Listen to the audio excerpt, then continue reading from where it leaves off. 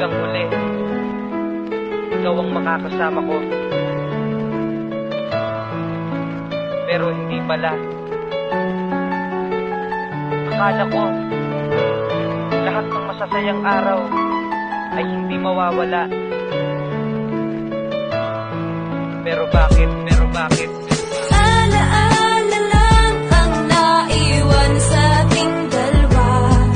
Ang lahat-lahat na nangyayari ay di rin nagtagal. Alaala lang ang naiwan sa ating dalawa. Kung nasan ka man, ay hindi ka malilimutan.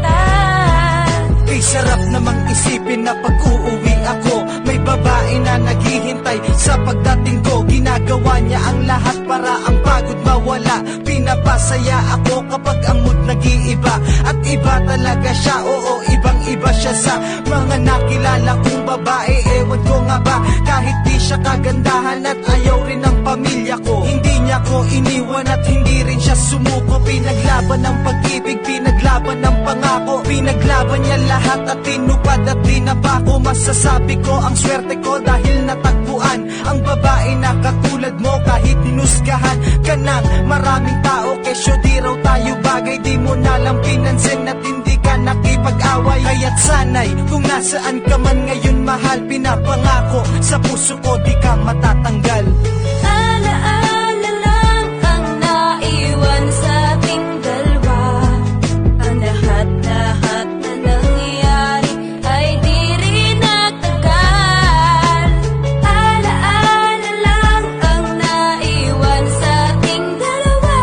Kung nasan ka man, ay hindi ka malilimutan.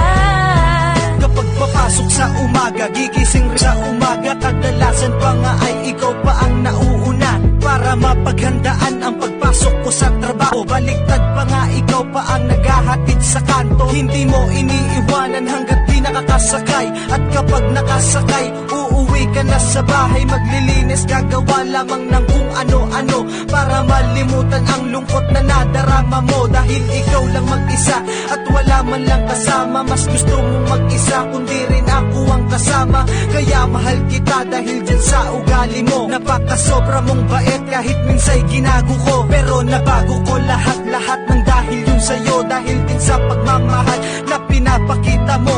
Kaya't sanay kung nasaan ka man ngayon mahal, pinapangako sa puso ko di ka matatanggal.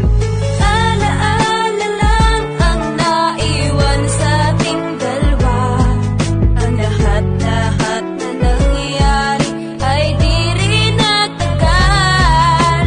Alaala lang ang naiwan sa ating dalawa. Kung nasan ka man, ay hindi ka malilimutan. Alas 11 ng gabi, pauwit naglalakad. Ang bilis ng tibok ng puso ko, ako'y agad-agad nag-text sa'yo para malaman ko kung okay ka. Pero di ka nag-reply kaya ako'y nag-alala. At may tumawag sa'kin pagtingin ko ay ikaw. Sinagot ko agad ang telepono pero hindi ikaw. Iba ang kausap ko, sabi ko kung sino siya. Sabi niya doktor ako, ikaw ba ang asawa niya? Nagtaka naman ako kung bakit siya ang sumagot. Sagot niya ay wala na siya pero meron siyang nadampot na regalo at nakalagay para sa mahal ko. Happy anniversary mahal, para sa'yo to. Sabi sa'kin ng doktor at sabi sa'kin ng nakakita. Bumili siya ng regalo, tumawid sa may kalsada. At hindi niya nakita na may palapit pala na sasakyan at tuluyan ng naputol ang hininga. Ano na ngayon, wala ka na